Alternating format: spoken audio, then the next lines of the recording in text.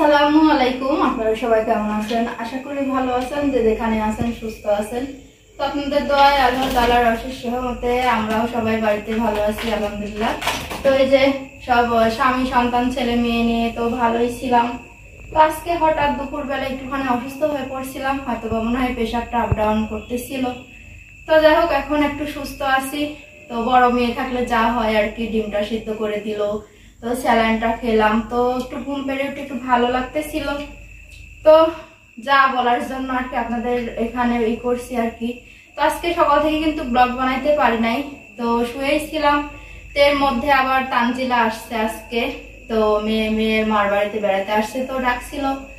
তো ওখানে গেলাম আর কি সন্ধ্যাবেলা।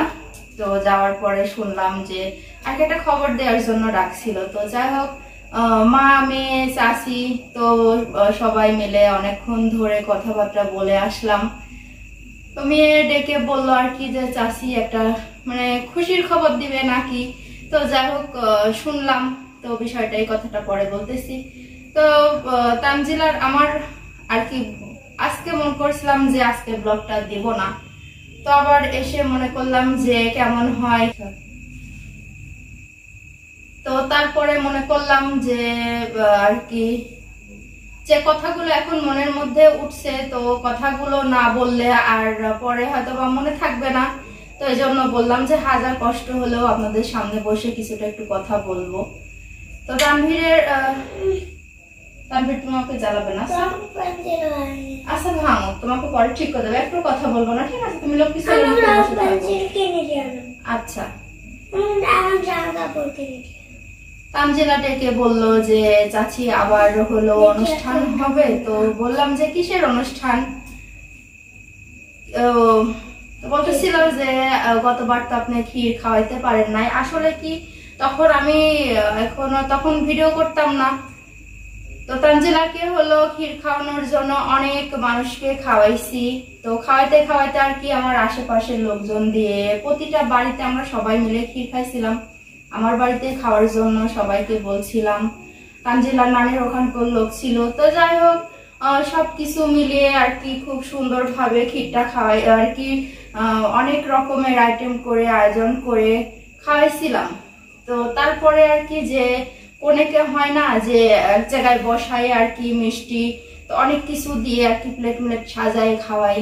তো এই জিনিসটা আমি করতে পারি নাই। তো সবকিছু কিন্তু আমি রেডি করে ফেলছিলাম। সেদিনকে তানজিলার মেহেন্দির অনুষ্ঠান ছিল। তো সব লোকজন আসার পরে আর কি এই ক্ষীরটা যে সবাই মিলে আনন্দের সঙ্গে তানজিলার মুখে দেব, তো এই জিনিসটা হয়েছিল না। তো এই জন্য আর কি আমি খুবই কষ্ট পাইছিলাম। মেয়ে সে রাত 11টার সময় এসে বলতেছিল, 2 হাত ভরা মেহেন্দি ছিল। তো এসে বলছে রাত 11টার সময় যে কাকি আমাকে এবার ক্ষীর দাও। তো আমার হাসি মুখে হাজার একটু কষ্ট পাইছিলাম ঠিকই। তো বললাম যে এখন আর এটা হবে না, তুমিও খুশি আমিও খুশি। তো বলেন শুধু শুধু মুখে তো তখন ক্ষীর মুখে দেওয়া যায়? আমি সবকিছু সাজায় গুছায় সবকিছু ছাড় ব্যাপারে রেডি করে দিছিল। তো তানজিলা মেহেন্দির জন্য আর কি ক্ষীরটা খাইতে আসতে পারে নাই। তো আমার সবটাই ছিল ওই জায়গায় যে সবাই মিলে দেব। তারপর মা আসছিল, আমার বোনের মেয়ে আসছিল, কারোর আর কি মনের আশাটা পূরণ হয় না। তো এই যে সামনে আর কি দিন চলে আসছে। তো তানজিলারা হলো বলতেছিল যে চাচি এবার আপনার মনের আশাটা পূরণ করবেন। তো যাই হোক এই মানে বছর হতে আসছে, তো সবাই মিলে আর কি হাসি ঠাট্টা দিয়ে বলতেছিলাম যে ঠিক আছে দিন তো চলেই আসছে। তো সেই বিয়ের দিন তো চলেই গেছে, সে বছর চলেই গেছে। তো ছোটখাটো করে আর কি তোমাকে আমি হাজার হলে একটু মিষ্টি মুখ করাবোই। তো সেই দিনটার জন্য আমি অপেক্ষায় আছি। তা আসলে সব কথা মিলে কি মনে খুব সেদিনকে কষ্ট পাইছিলাম। অনেকজনকে খাওয়াইলাম, মানে সারাটা দিন সকাল থেকে না আগের দিন রাত থেকে সবকিছু নিয়ে আমি প্রস্তুতি ছিলাম। রান্না বাড়া কি করব, কি মশলাপাতি এই সেই দিয়ে অনেক রাত ধরে সবকিছু রেডি করে রাখছিলাম। তো তারপরও অনেকটা আইটেম ছিল, এই জন্য আর কি রান্না করতে একটু দেরি হয়ে গেছিল। তো যাই হোক একলা এক হাতে সবকিছু সামলানো কিন্তু অনেক কষ্ট। তো কিছুই করার নেই, আর কি করব। যেটা মনের আশা কিন্তু সবসময় পূরণ হয় না। আসলে আমি যেটা ভাবি সেটা কখনোই আমার পূরণ হয় না। তো ভাবি এক হয়ে যায় আর এক, আর যেটা ভাবি না সেটা দেখা যাচ্ছে কখন যে কার মধ্যে দিয়ে কিভাবে পূরণ হয়ে যায় তো আমি নিজেও মানে ভেবেই পাই না, যেটা ভাবি সেটা হয় না। তো আর কিছু বলারও নাই, তো মেয়ে ডেকে বললো আসলে মানে এই কথাটা হাসতে হাসতে আর কি উঠে গেছে কয়েকজন। জানেনি তো যে সব মা চাচিরা এক জায়গায় বসলে কত ধরনের কত কথা হয়। তো দিন চলে আসছে, মেয়েও বললো যে এই দিন হয়েছিল আর কি, এটা করা হয়েছিল। আসলে তানজিলার বিয়েতে আমরা সবাই মজা করছিলাম, সবার বাড়িতে ক্ষীর খাইছি, মানে যতগুলো লোক ক্ষীর খাওয়াইছে দিনের মধ্যে 2টা করেও খাওয়া হয়েছে। মানে ক্ষীর খাওয়ানোর লোক বেশি ছিল কিন্তু দিন কম ছিল এই জন্য। তো যাই হোক কথাগুলো মনে হয়ে সবাই আর কি হাসাহাসি করলাম। অনেকটাই শরীরটা খারাপ ছিল ওখানে যে আর কি, ভালো হয়ে গেছে যেহেতু সবার সঙ্গে মিশলে কথাবার্তা বললে অনেকটাই ভালো লাগে এই জন্য। তো দিশা ভাবির ওখানে গেছিলাম সব আর কি, সন্ধ্যার থেকে একটু আড্ডা দিয়ে আসলাম। এখন প্রায় মনে হয় রাত 9টায় বেজে গেছে। যাই হোক ওখান থেকে কিছু নাস্তাও করে আসা হয়েছে, সব সিটমি ভাজা হলো। তো যাই হোক ভাবির ওখানে গেলে কিন্তু ভালোই হয়, ভাবি হাজার মনটা খারাপ হোক বা শরীর খারাপ হোক কিছু না কিছু দিয়ে ভাবি ভালো করে দেয়, এজন্য ভালো লাগে ভাবির জন্য। তো তানজিলার কথাগুলো শুনেও ভালো লাগলো, মেয়ে সুখে আছে, দোয়া করি ওরাও সুখে থাক ইনশাল্লাহ, এভাবেই এগিয়ে যাবে। আসলে হয় না, একটা বাবার বাড়িতে থাকলে একরকম চিন্তাধারা থাকে আর পরঘরে হয়ে গেলে আরেক রকম চিন্তাধারা থাকে। তো কিভাবে কি করবে না করবে সবকিছু মিলে সুখে থাকে দোয়াটাই করি। তো ওই যে বলছিলাম যে মনটা খারাপ ছিল, হাজার করেও আর কি বিয়েতে খুব মজা করছি কিন্তু কষ্ট এক জায়গায় পাইছি। আমার খুব শখ ছিল যে সবকিছু মিলে আসলে ওর বাবা বানাই দিছিল সব আর কি, সাজায় গোছায় স্টেজের মতো করে বানাই দিছিল, কিন্তু মেয়ে যে এসে ক্ষীরটা খাবে তো আমার প্লেট সব সাজানো ছিল। কি সুন্দর করে যে আমার মেয়েটা প্লেটটা সাজাইছিল সেটা পরে ফ্রিজে রাখছিলাম। তো অনেকটাই মনটা খারাপ ছিল। আবার বলতেছিল যে আসলে আমার মেয়ে তো আছে, মেয়েরও দেব ইনশাল্লাহ যদি সেভাবে যদি ভাগ্যে লিখে থাকে। খুব গরম লাগছে না? গরম লাগছে। হাই খোদা, কতগুলো রকম করে ফেলছে, এতটা পাজি। দেখাও কি করছে, বিদেশি রং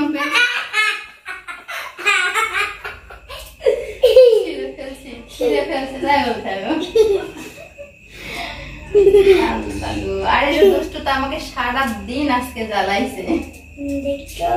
আর তো বৃষ্টি হচ্ছে, তো বৃষ্টির মধ্যে 2 রুম ছাড়া যাওয়ারও জায়গা নাই, এর মধ্যে কাজকর্ম করা, কি রান্নাবাড়ি করা, বাচ্চা নিয়ে ওরা বের হতে পারে না, খুবই কষ্ট হয়।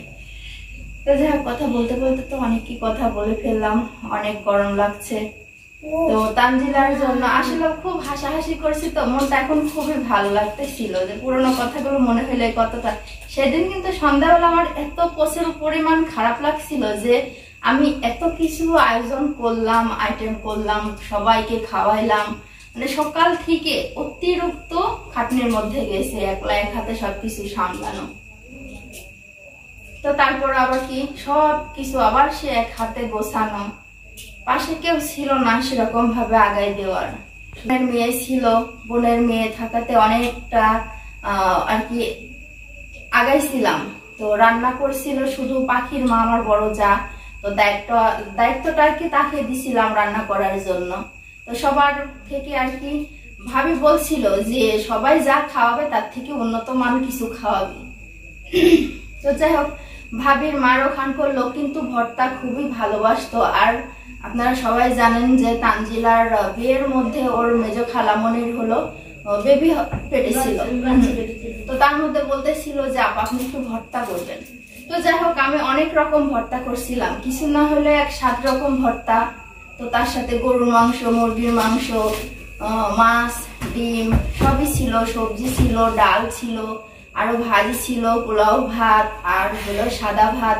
তো এর মধ্যে বলেন একলা এক হাতে কিন্তু প্রায় 95 জন মানুষ, যেহেতু ওখান থেকে আসছিল 45 জনের মতো।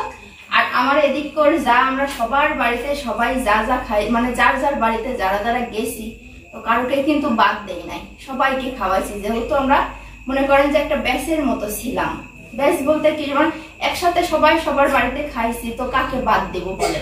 তো এই সব মিলিয়ে মনে করেন যে সব 95 জনের মতো মানুষ। তো সবাইকে কিন্তু একলা এক হাতে, শুধু আমি, আমার বোনের মেয়ে, আমি আর আমার বড় যা, এই তিনজন একেবারে মনে হচ্ছে যে তার মধ্যে গরমও পড়তেছিল, এত গরম, খুব হাফসে গেছিলাম। তো এতগুলো আইটেম করার পরও মানে খুব মনটা খুশি ভাবে খাওয়াইছিলাম।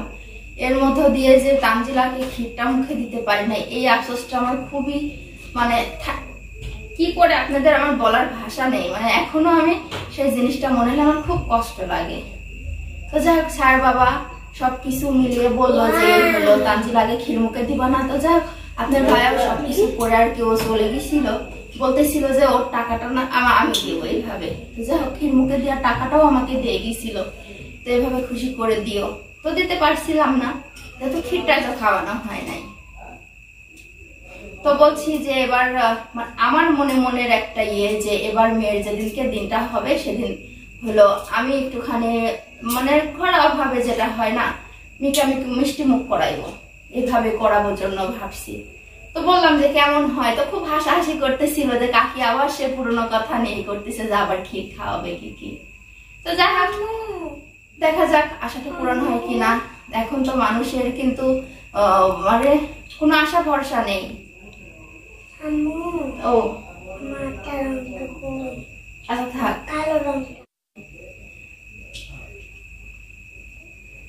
তো অনেক কষ্টের মাঝে তো অনেক মানে হাসি ঠাট্টা নিয়ে খুব কথা বলে ফেলছি। তো দেখা যাক, মানুষের জীবনের কিন্তু আশা ভরসা নেই, এখনো কিছুদিন বাকি আছে। তো এর মধ্যে যদি আমি না থাকি কি অন্য কেউ না থাকে, তো আশাটা তার পূরণ হবে না। তো যাই হোক, কথাগুলো বললাম দিনের আগে, যদি আমারও কিছু হয়ে যায়, যেহেতু আমার একটু অসুস্থ বোধ ফিল করছে, এখন কিন্তু মানুষের জীবনের কোনো আশা ভরসা নেই, এই ঠুক করেই ভালো, এই সময় নাই। তো যাই হোক, আপনারা সবাই আমার জন্য দোয়া করবেন, তো আমার পাশে থাকবেন। আমি তো আপনাদের জন্য আমি দোয়া করি আপনারা সবাই সবসময় ভালো থাকেন, আমার ভিডিওটি দেখেন। আর কোথায় কোন জায়গায় কি ভুল হয়েছে এই জিনিসটা আমাকে কমেন্ট করে অবশ্যই জানাবেন। তো আমার কথাগুলো কেমন লাগলো সেটাও জানাবেন। আর এখনো যারা চ্যানেলটিকে সাবস্ক্রাইব করে না তারা অবশ্যই সাবস্ক্রাইব করে দিবেন। তো আজকের মতো ভিডিওটি এই পর্যন্তই, অনেক কথা বলে ফেলছি, অতিরিক্ত গরমও লাগছে। তো যাই হোক, সবাই ভালো থাকবেন, সুস্থ থাকবেন। আল্লাহ হাফেজ।